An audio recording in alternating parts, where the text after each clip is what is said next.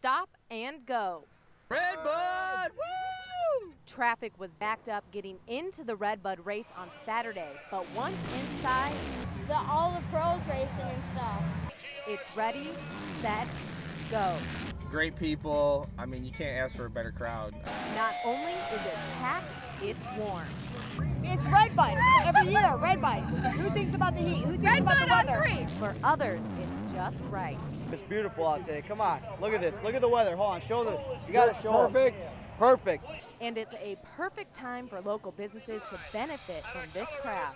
They've got to eat before they go out and watch a race. Dolores Canfield has worked at Hilltop Cafe for 17 years. She says when this race is in town, they serve people from all across the globe.